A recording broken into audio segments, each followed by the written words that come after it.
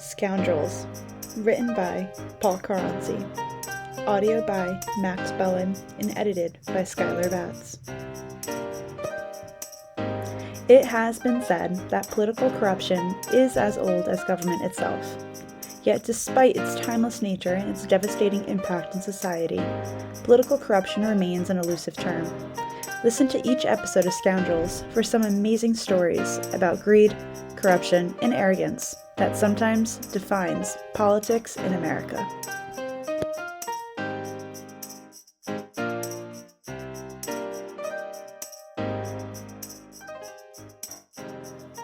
The Johnston Zoning Board.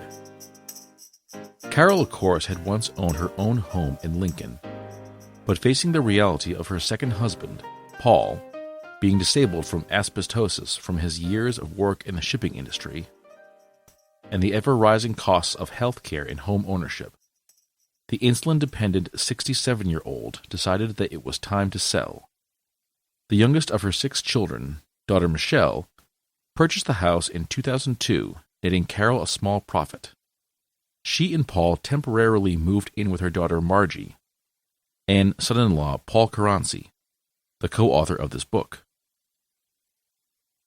The plan was to remain in Paul and Margie's North Providence home until her application for senior housing was approved, allowing Carol and Paul, of course, the opportunity to live in a North Providence government-subsidized apartment.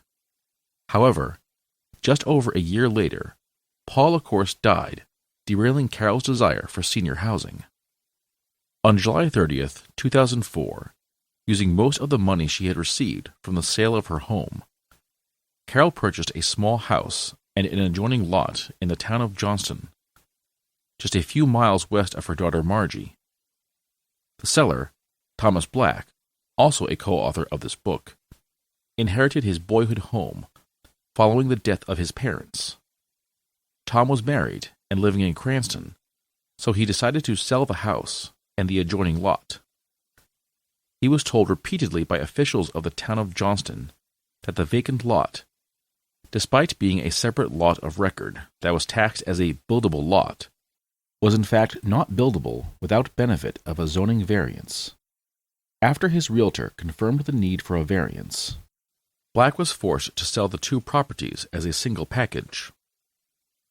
The town of Johnston lies just west of North Providence and was incorporated in 1759, taking its name from a local politician, Attorney General Augustus Johnston, perhaps demonstrating just how seriously the town regards its politics.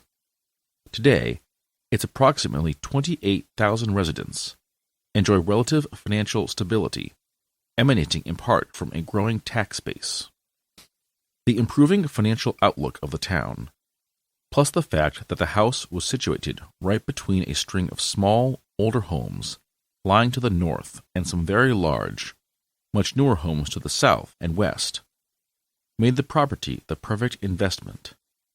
The house will appreciate in value, she thought, and the proceeds should be enough to provide for my burial costs when the time comes. The petite 4'11" woman found the 4-room, 2-bedroom house on the smaller front lot the perfect size. It was relatively easy to keep clean, and had a small yard where she planned to install a white picket fence to provide a secure play area for her future great-grandchildren.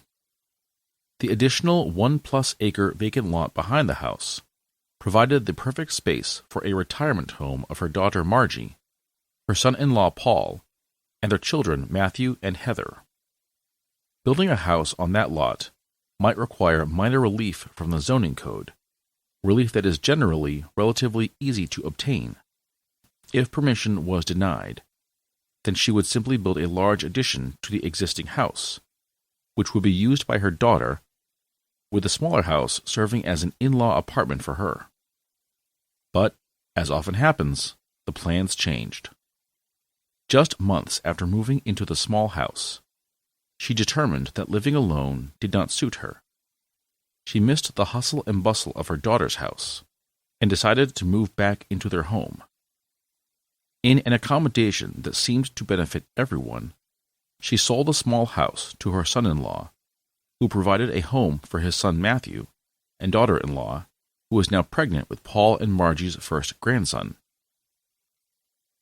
Over the course of the ensuing years, a combination of the declining Rhode Island real estate market, Matthew's divorce from his wife, and a dramatic decrease in Paul's salary led to the home's foreclosure by the bank.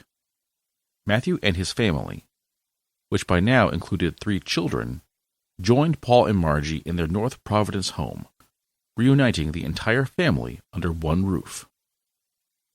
With no money left in the bank, and her only asset the undeveloped lot on Bishop Hill Road in Johnston, LaCourse once again started to think of her own death and the financial burden that it would place on her family.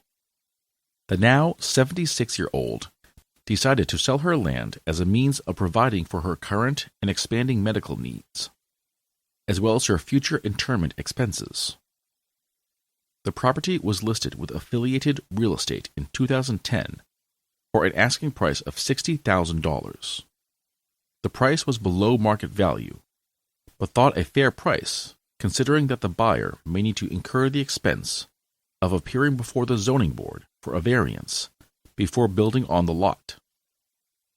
The next several months saw plenty of interest in the lot, but no offers. Over 2 years passed without an offer to purchase the property. During this time, Carol's son-in-law Paul's 90-year-old father passed away, leaving his 88-year-old mother Anna alone in her home. Unwilling to consider nursing home care as an option, a decision was made to have Anna move in with Paul's sister Linda and her family. Linda and Dennis Corsini had been married since 1970, and together they had one son, Michael, who at age 31 lived in the lower portion of the raised ranch with his girlfriend Becky. Their North Providence home, with its 1 full bath and 2 bedrooms, was just not big enough for the 5 people who now occupied it. Linda, Dennis, and Michael decided to build a larger house that would be big enough for both the existing family members and any new family additions that time might produce. After a family meeting, Carol LaCourse decided to sell her land to Michael for the sum of $10,000. Though assessed by the town of Johnston for $66,000, Carol determined that the $10,000 would provide for her burial and allow Michael to build his new home using the equity in the land as part of the down payment. Prior to applying for the zoning variance, the town officials said was required before the issuance of a building permit, however, Michael would need to pay 3.5 years of property tax arrearage. He also agreed to absorb the $780 cost of the application to the Johnston Zoning Board for the variance from the zoning code's 140-foot frontage requirement. Michael's total financial commitment was $9,181.70. The Johnston town government is run by an elected mayor and 5 elected council members. There is an elected school committee and various appointed boards and commissions, including the Johnston Zoning Board of Review. While the elected council is responsible for zoning changes, minor variances from, and exceptions to, the town's zoning ordinance are left to this 5-member appointed body. Although variances may be considered minor relative to large parcel zone changes, they are no less vital to those appearing before the board, as they can have a profound impact on the lives of those who come before it. Rhode Island general law itself recognizes the significant consequences of a zoning board's decisions, and therefore sets very specific legal standards for boards to follow when approving or denying a zoning variance or exception. The criteria that zoning boards must consider when deciding issues of dimensional relief include assurance that the relief sought is due to the unique characteristics of the subject land or structure, and not due to the general characteristics of the surrounding area or the physical or economic disability of the petitioner. Likewise, consideration must be given to the cause of the hardship, to assure that it is not the result of any prior action of the petitioner, and does not result primarily from the desire of the petitioner to realize greater financial gain. Zoning boards are required to ensure that the granting of the requested variance will not alter the general character of the surrounding area, or impair the intent or purpose of the zoning ordinance, or the comprehensive plan upon which the ordinance is based, and that the relief to be granted is the least relief necessary. In other words, relief may not be granted to allow for a duplex when a single-family home is an option. Finally, the board must determine that the hardship suffered by the owner of the subject property, if the dimensional variance is not granted, amounts to more than a mere inconvenience. Not wanting to have the zoning application rejected on some technicality, Paul, acting as a realtor on behalf of his mother-in-law Carol LaCourse, spoke to his longtime friend Bernie Frezza, the chairman of the Johnston Zoning Board, seeking advice on the procedure for applying for a variance in Johnston. Though Paul had served on the North Providence Zoning Board of Review for 8 years, and the North Providence Town Council for almost 17 more, he knew that each municipality had its own particular procedure for such applications. Chairman Frezza advised Paul that it sounded like a routine enough request, but instructed him to see the town's building official, Ben Nasenzi, for complete instructions and application forms. Bernie offered to call Ben and ask him to walk you through the process and provide everything that would be needed to make the application. Frezza also advised Paul to call Councilwoman Stephanie P. Manzi, the area councilperson, as a courtesy to alert her to the impending application. A former councilman, Paul certainly understood that no elected official enjoys being surprised by residents asking about a project that is completely unfamiliar. He would extend the courtesy to Manzi. Paul, his nephew Michael Corsini, and Michael's girlfriend Becky met with Nasenzi at the Building and Zoning Office in late April 2013. Nasenzi reviewed the plot map and associated information. He noted that the lot lacked adequate frontage, and advised the would-be buyer that he would in fact need to complete a zoning application, identify and notify the list of abutters, pay the associated fees, and present his case to the zoning board, which next meets on May 30th. He advised that the petitioner retain the services of a registered land surveyor, as the application required the submission of a Class 1 survey, as well as an attorney who knows how to identify the property abutters that required notification. When asked, he suggested attorney Alfred Russo, Jr. and surveyor Nick Veltri as two professionals that have significant experience appearing before the Johnston Zoning Board and can make the process very easy. His suggestion was taken, and Russo and Veltri were retained within the next couple of days. Russo at a cost of $1,000 and Veltri $2,400. Each of these fees were paid by Michael Corsini, bringing the gross amount of his investment to $13,361.70. With the information needed to proceed in hand, Caranci was ready to follow Frezza's final piece of advice by calling Councilwoman Manzi and informing her of the impending application in her district. Despite several phone calls, some leaving very specific messages, none were returned. Veltri did an amazing job accommodating the short application window, and the completed zoning application, along with the list of abutters, proof of notification, and the Class 1 survey, were submitted to the town on April 25th, for hearing on Thursday, May 30th, 2013. Veltri and Russo agreed with Nasenzi's assessment that there was no basis for denial of the application, since it met all the criteria necessary for the zoning board's approval and sought the least relief possible to make the land usable. The petitioners simply needed to wait for the hearing. All that changed during the week of May 23rd, however. Paul Caranci was at work in his office when he received a text message from Bernie Frezza asking if Paul would be at the State House that day. Paul knew that such an urgent message could not be good news, and his suspicions were confirmed in a phone conversation when Bernie told him there was a problem with the application.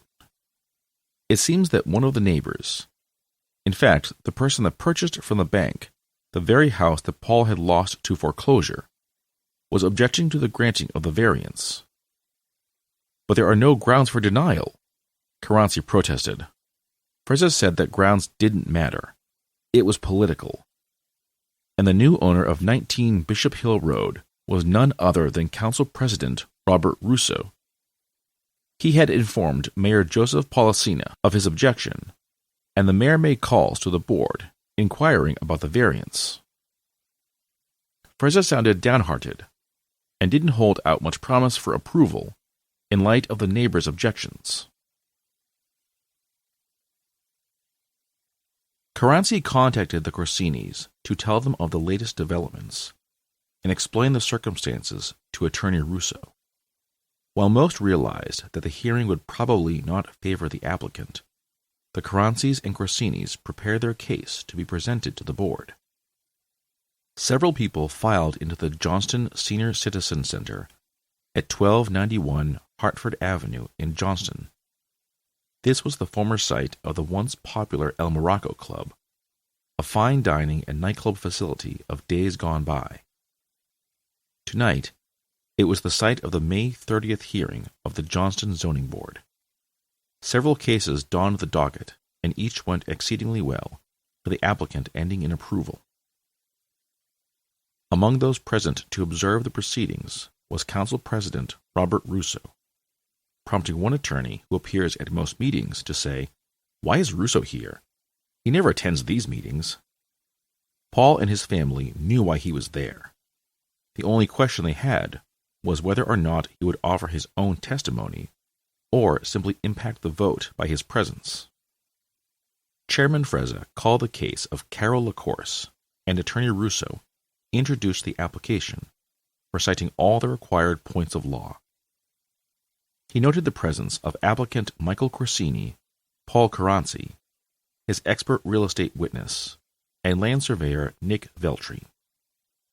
Russo began to describe the project when he was interrupted almost immediately by an incredulous Anthony Pelosi. "What are those dimensions again?" Pelosi asked. 47 by 87, I think," Russo responded.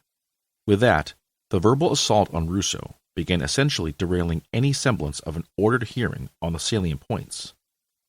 Though the footprint of the proposed construction is not one of the criteria on which the board can decide a case if all front, rear, and side lot restrictions are met, the dimensions of the home became the entire focus of questioning by the board. And the questioning was intense. Russo tried desperately to bring the discussion back to the relevant facts, explaining how the variance, if granted, would conform to other properties in the area.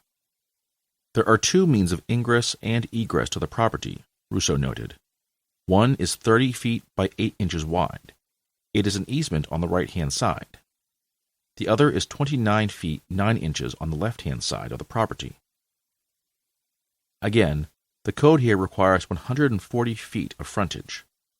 If you look at the assessor's map Mr. Veltri provided here this evening, and look at all of the lots that abut Bishop Hill Road, only 3 in that vicinity have the required 140 feet.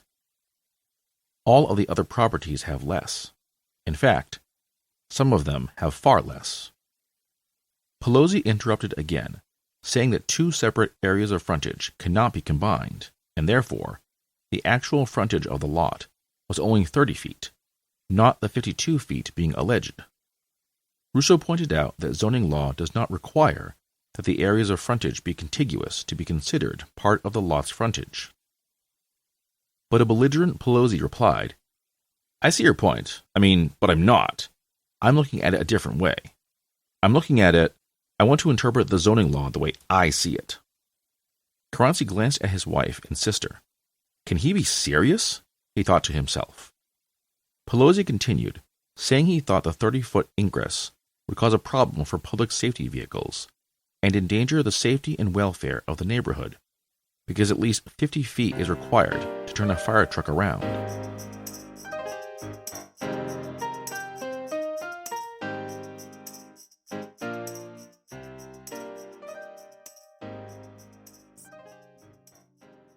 Dive into the past with gripping tales you won't find in textbooks. Are you ready to explore history's darkest corners and most inspiring moments? Uncover shocking stories of corruption, bribery, and true crime. Explore the underbelly of history with international award-winning author Paul Caranci. Each page reveals secrets that have been buried for centuries. Experience the drama of war, the beauty of music, and the power of spirituality. Caranci's books offer a diverse range of historical nonfiction. There's a story for every history buff, true crime enthusiast, and book club member. From students to war story aficionados, Caranci's work captivates all. Prepare to be transported to different eras and perspectives. You're sure to find a story you love and can't put down. Visit www.paulcaranci.com now to discover your next unforgettable read. Don't miss out on these captivating historical narratives. Order your copy today and start your journey through time. Russo was unable to get a word in over the excited voice of Pelosi. Eventually, Chairman Frezza asked Veltri if there was enough room for a fire truck to turn around. Veltri pointed out that unlike all the other properties that might require a fire truck to actually turn around, this property has a circular driveway that allows the truck to continue in the same direction to access and egress the property. This testimony rendered Pelosi's objection moot. Russo tried to continue with his presentation, but Pelosi, now joined by the board's attorney, Joseph Ballerano, kept interrupting with one irrelevant question and/or statement after another. They tried to make an issue out of an easement owned by the petitioner, but used by others to access rear land, despite its irrelevance to the application being heard. Even the property address noted on the petition became an issue. Vacant land is typically identified by the street number of the closest property, since no street number is assigned to vacant lots. In this case, 19 Bishop Hill Road, the address of Council President Russo's rental house, was used because it is the house immediately in front of the vacant lot, and once owned by Caranci. Pelosi felt that since there was another Bishop Hill property using the number 19, emergency responders would be confused by this property being identified as such. Russo had to point out that this would not be the number of a new house that was being proposed for development, but rather, it was simply the number being used on the application to identify the, as yet, unnumbered parcel of land. A concept that should not be difficult for a zoning professional to grasp, but apparently is, Caranci thought. Eventually, discussion turned to an appropriate area of concern: conformance with the neighborhood. Incredibly, Pelosi turned even that discussion into a joke, proclaiming that since the older homes in the area have driveways of between 60 feet and 100 feet, the proposed development would not conform. Russo countered, "I don't see that, Mr. Pelosi. The lot in question has 55,779 square feet. It is the largest piece of residential property in that neighborhood." Again, he was interrupted with a pointless question and not allowed to continue his thought. Board member Joseph Anzalone joined the discussion. "The application doesn't indicate wetlands, but they think there may be wetlands," he said. What in God's name is he talking about? Caranci thought. Where would the wetlands be? Veltri responded that the property has no wetlands. It is basically upland and is surrounded by developed property, which would be indicative of property devoid of wetlands. Pelosi perceived an opening, however, and pounced, noting that the application did not have results from a perk test. A perk test determines availability of well water, but this property has town water available to it, or an ISDS permit. An individual septic design system provides for sewage waste disposal when municipal sewer systems are not available in an area. The inference was that the lack of a perk test and an ISDS permit might be indicative of wetlands. However, neither the test nor the permit were required as part of the zoning application.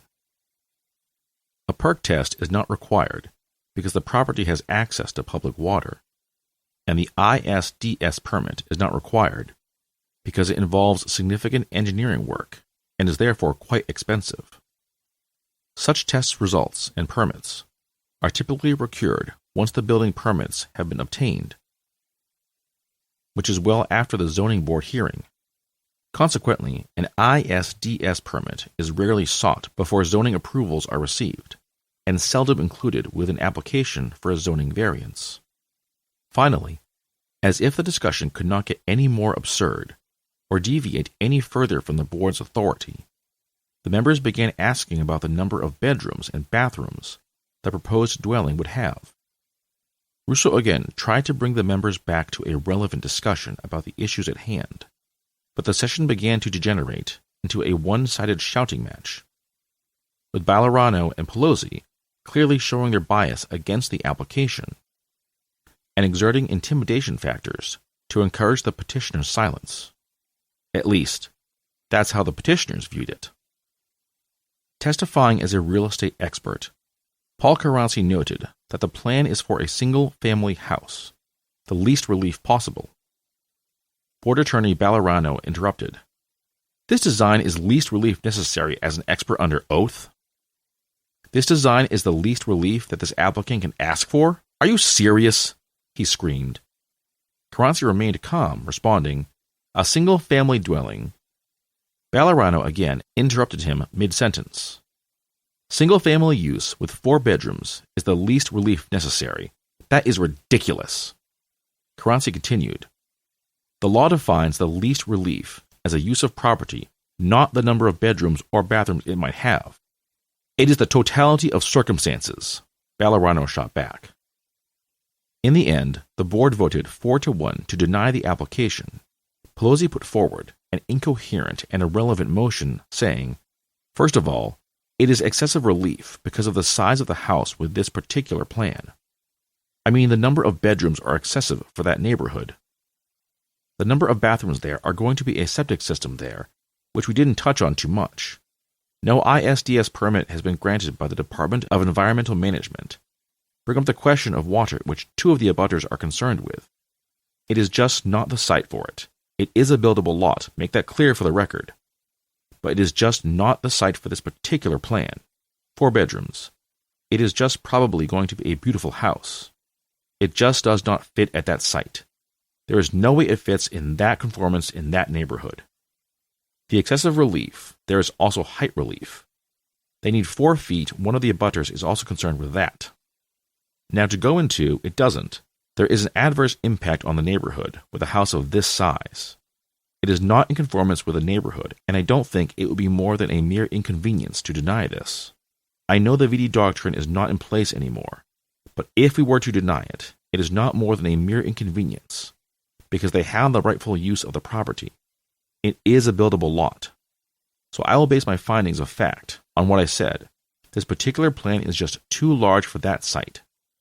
It is not in conformance with the neighborhood, and certainly it is not in conformance with the least relief necessary. It is a huge house, and it just doesn't fit there. That is the basis for my motion to deny. The second for the motion, offered by member Joseph Anzalone, was equally strange. In his second, Anzalone offers excerpts from a document that was not even introduced into the record, and one the Caranci and Corsini didn't even know existed. It appears that town planner Pamela Sherrill provided a letter to the zoning board recommending approval of the variance because of the application's conformance to the town's comprehensive plan in the neighborhood. Incredibly, however, Anzalone skipped the most salient points and pointed to a solitary sentence in which Cheryl noted that upon granting of the variance, the petitioner will need to complete an ISDS on the property to ensure that there are no wetlands. As mentioned earlier, such permits are generally sought after zoning board approval for construction is granted. Yet, as if not wanting to leave the issue alone, Pelosi tried to infer that the lot may contain wetlands, paraphrasing a very select sentence of the town planner's letter, suggesting that further site evaluation be done because of the slope of the property. Neither Anzalone nor Pelosi ever bothered to note that the town planner had acknowledged conformance and recommended approval. The actual letter reads, "The proposed single-family residence with public water and private OWTS appears to be consistent with the Town of Johnston Comprehensive Community Plan, including the following practices. Policy LU-7B encourage compatible infill developments that are scaled and designed to fit their surroundings in the urbanized area. Policy LU-8B achieve a harmonious relationship between residential land use patterns, non-residential uses, and the natural landscape in order to preserve the town's environmental resources for the benefit and enjoyment of present and future generations." The letter concludes, "The proposed infill development would be consistent with the character of the single-family neighborhood and therefore would be consistent with the comprehensive plan." At the conclusion of the meeting, Attorney Ballerano approached Caranci, who was talking with his family members, and offered an apology, saying, "Sorry about all this. You'll win this in court." The petitioners retained the services of the law offices of Michael Kelly, P.C., to file the appeal. Attorney John Mancini explained the process, noting that an appeal of this type can take anywhere from 12 to 24 months to go through the courts, and it isn't cheap. He required a $5,000 retainer, noting that if the cost exceeded that, the balance would be due as the costs were incurred. The LaCourse, Caranci, and Corsini families discussed the options. With the advancing age of the two mothers, time was certainly a concern, and the potential cost was equally concerning, but it was felt that there wasn't a choice. Not appealing would render the land unusable, unsaleable, and essentially worthless. There was far more to lose by doing nothing. The decision was made. On November 6, 2013, LaCourse filed with the Rhode Island Superior Court a memorandum of law in support of her appeal. In hearing such appeals, the court shall not substitute its judgment for that of the Zoning Board of Review as to the weight of the evidence on questions of fact. The court may affirm the decision of the Zoning Board of Review, or remand the case for further proceedings, or may reverse or modify the decision if substantial rights of the appellant have been prejudiced because of findings, inference, conclusions, or decisions which are in violation of constitutional, statutory, or ordinance provisions, in excess of the authority granted to the Zoning Board of Review by statute or ordinance, made upon unlawful procedure, affected by other error of law, clearly erroneous in view of the reliable, probative, and substantial evidence of the whole record, or arbitrary or capricious or characterized by abuse of discretion or clearly unwarranted exercise of discretion. This judicial review must be measured against the Zoning Board's obligation under the law in reviewing applicants for dimensional relief. The criteria are spelled out in the town's zoning code and are 5 in number. First, the board must ensure that the hardship from which the plaintiff seeks relief is due to the unique characteristics of the subject land or structure, and not due to a physical or economic disability of the plaintiff. Second, that the hardship is not the result of any prior actions of the plaintiff, and does not result primarily from the desire of the plaintiff to realize greater financial gain. Third, that the granting of the requested variance will not alter the general character of the surrounding area, or impair the intent or purpose of the zoning ordinance or the comprehensive plan upon which the ordinance is based. Fourth, that the relief to be granted is the least relief necessary, and fifth, that the hardship suffered by the owner of the subject property, if the dimensional variance is not granted, amounts to more than a mere inconvenience. Clearly, the memorandum points out, citing relevant case law, the petitioner met that burden, leaving the zoning board no choice under the law but to grant the petitioner's request. The memorandum continues, the board's decision is in violation of constitutional provisions, in that it operates as a taking of the appellant's property. The board's decision prevents the appellant from constructing any type of home on the property, if she is required to seek relief as to frontage, as she was required as part of the application. This prevents the beneficial use of the property, as the appellant would not be able to construct a home, which is permitted by right, in her R40 zone, despite having the requisite lot area to do so, and despite having paid taxes on such a buildable lot, as the board deemed it to be. Even board member Frezza recognized that. I hope you realize that something is going to go there. They have a right to put a house in there. The memorandum also describes the board's decision as an excess of its authority, in that it improperly focused on the use of the property, which was permitted, and not the dimensional relief requested. The memorandum rightfully notes that throughout the entire hearing, and in its decision, the board improperly focused on the use of the property, which is a permitted use in the zone. In fact, the board, through his solicitor, who testified and spoke on the application on numerous occasions throughout the hearing, specifically stated that the concerns so far with the application are not the lots. It's the use that you are proposing with that specific plan. Finally, the memorandum alleges that the board's temperament and decision were politically motivated and an abuse of discretion.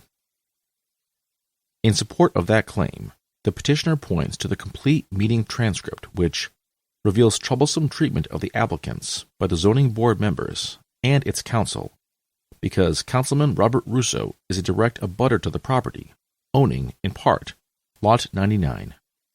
The memorandum further alleges that the board had a predisposition towards the application and did not consider the application in a fair and impartial manner, as is required by any quasi-judicial board. The cost of situational political corruption is clear. The active corruption of those zoning board members who voted to deny the petition for reasons thought to be political, and the passive corruption of those members who were not part of that decision, but supported the motion to deny for some unknown reason, possibly even out of fear of offending another politician, had a profound negative impact on three families. The Corsinis continued to live in cramped quarters until Michael purchased a new home for himself and Becky. LaCourse failed to receive proceeds of the sale of the land, leaving her to struggle with her monthly medical payments and property tax payments for an additional 2 years. She invested another $7,000 into the cost of the appeal. All totaled, LaCourse spent an additional $10,000 of borrowed money that will never be recouped. On April 11, 2014, Rhode Island Superior Court Associate Justice Brian Van Coffen issued his ruling vacating the decision of the Johnston Zoning Board.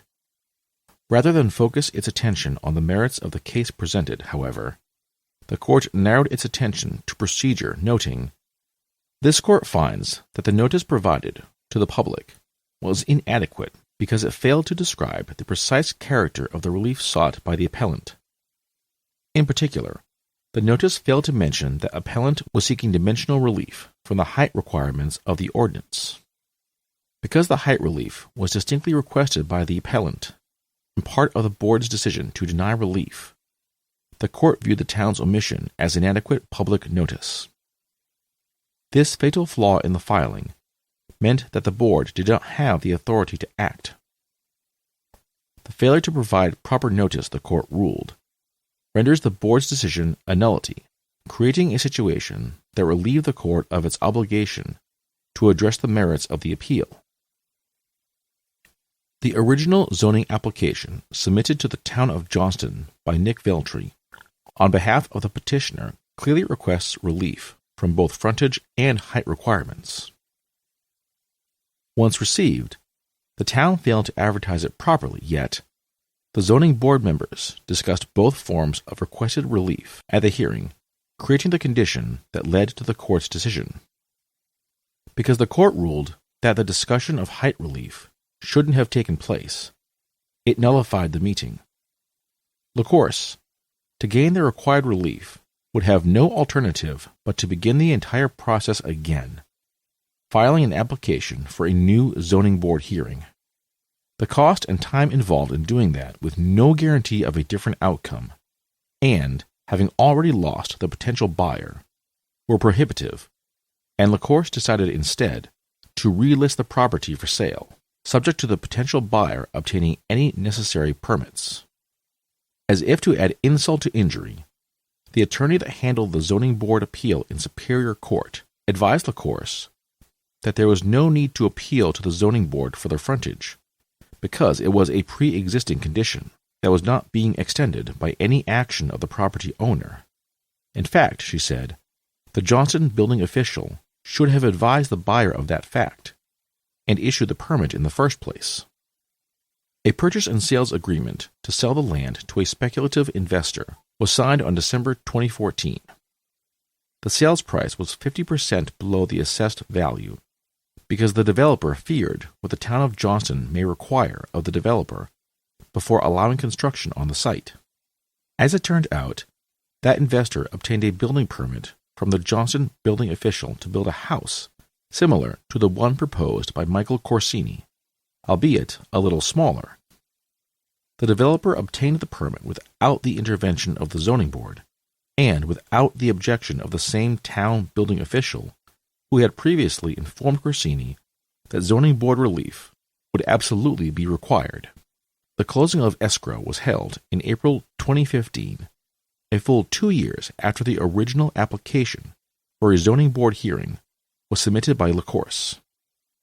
Later in that same year, Ben Descenzi was accused of racism in delaying the issuance of building permits in a case in which the facts seemed eerily familiar.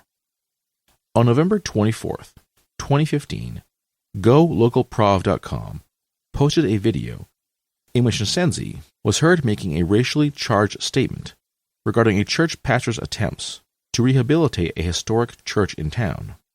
In an expletive-laden phone conversation with his supervisor and the contractor on the project that was taped, Johnston Building Inspector Ben Descenzi can be heard referring to Reverend Dr. Chris Abulheim as the fucking black owner of the former historic Belknap Church. Abulheim told Go Local that since purchasing the building on 500 Greenville Avenue in Johnston this past spring, that he has been stopped in his attempts to rehabilitate the property. Abulheim explained that after he decided to purchase the property, which had been used as a church for 100 years, we were then subject to zoning approval, so we applied for zoning to use it for a church. We had an attorney and surveyor. We submitted the application, and they gave us an appointment for June 25th. We paid the fees, the attorney, the surveyor. At the meeting, there appeared to be plenty of time.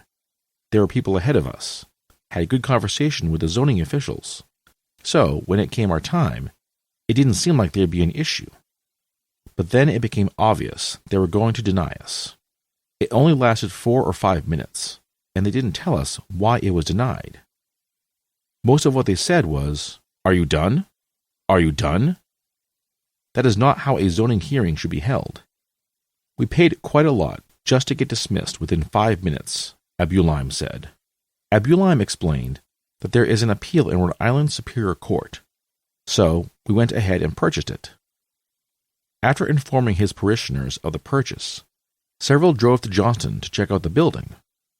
A couple of days later, Abulheim said he received a call from Descenzi asking why I brought so many cars, so many black people, and said he'd authorized the police to act if we went back.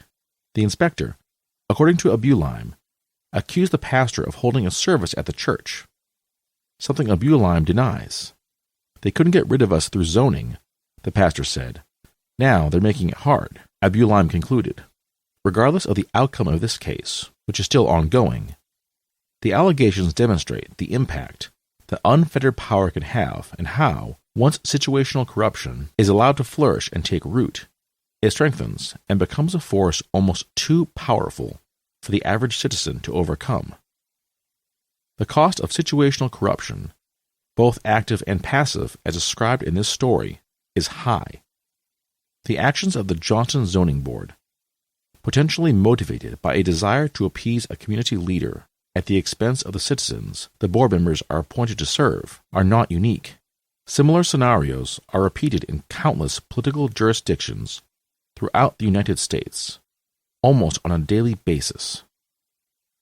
Only when those elected and appointed officials understand that such politically motivated actions do in fact constitute corrupt deeds will there be any hope of a criminal justice redress of active and passive situational political corruption.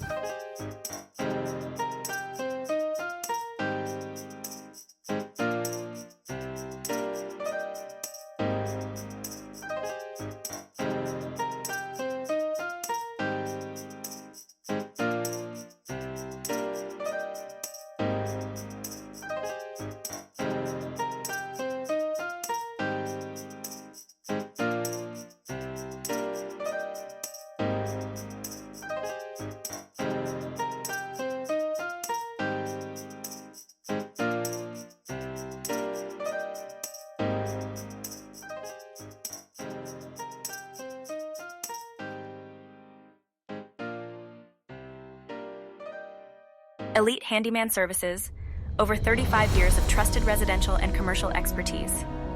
Elite Handyman Services is reminding motorists to slow down in residential zones and arrive alive. Never text or drink and drive. Elite Handyman Services, a name backed with over 35 years of experience in residential and commercial work. A full-service handyman, from home improvements, remodels, electrical, construction, plumbing, they do it all. 401-246-4197. That's 401-246-4197, or log into EliteHandymanServicesLLC.net. Professionals who care.